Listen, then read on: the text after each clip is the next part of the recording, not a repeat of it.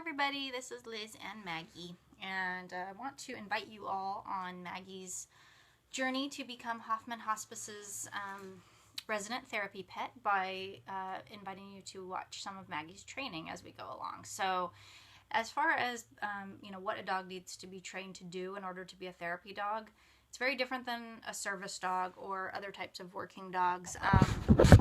For a therapy pet, most important is the dog's personality, their temperament. Maggie is extremely sweet. She's, just a lovey, snuggly cuddle bug, and that's pretty much exactly what she needs to be. She's also, listens really well, and she's a really, really good dog, but at the same time, she needs to have her basic commands. She needs her obedience to be firmly in place, because any dog that's a working dog needs to be able to, listen, have a really strong recall, come when called, be able to do various things. And for Maggie, some important things will be, besides basic obedience, will be, learning to not jump up on a bed until she's invited, to learn to avoid delicate medical equipment, and basically just learn to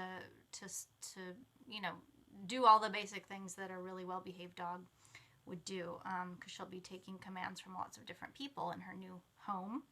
And then there's another track that Maggie's on. So not only is she going to be the Hoffman Hospice dog, but she already is a miracle mutt, meaning she's a therapy dog in training with Marley's Mutts Dog Rescue. So we do a lot of education in the community. We go and talk to kids.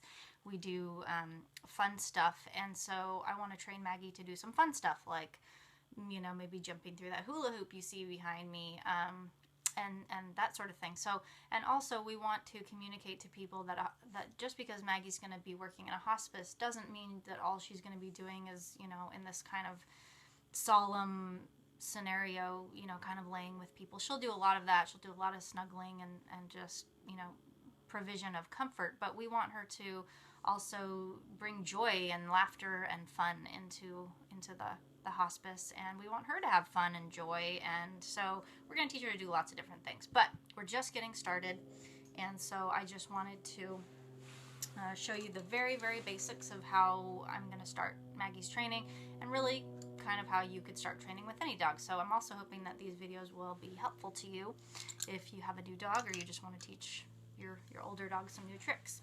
So first things first, I have my hand behind my back because I have freeze-dried liver in my hand, and I have a clicker here, and I'm just going to ask Maggie to give me eye contact when I say her name, and that is just a really simple, very basic thing. It's the only thing I'll talk about in today's video as far as training goes. It's the only thing I'll show you as far as training goes, but it's just a way of giving value to your dog's name. So if you say their name over and over again, they might not listen, they might not really respond. If you treat them every once in a while when they give you eye contact when you say their name, then that they become a lot more motivated to pay attention to you when you use their name. So Maggie really likes the freeze-dried liver. I want to get her up so I can get her into the camera angle. There you go. Sit, Maggie. Good girl. Maggie. Now first, see how I have the freeze-dried liver here, so she's only looking at the liver. So you may have to lure this at first, meaning you have to put the food up here. Maggie. And you click and treat as soon as she looks where you want her to look. Sometimes it's kind of subtle that you get eye contact, and it happens really quickly, so you have to get in there and time the click and the reward just right. Maggie. Good girl. I'm going to put the food behind my back and see if she'll do it without, because we have worked on this a little bit before. Maggie.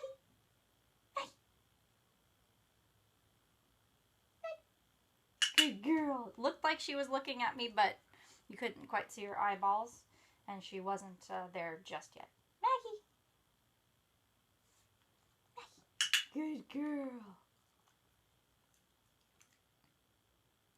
Maggie. Good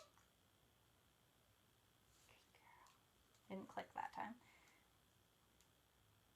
Maggie. Good girl. I like when I do it like that because her one ear goes up too.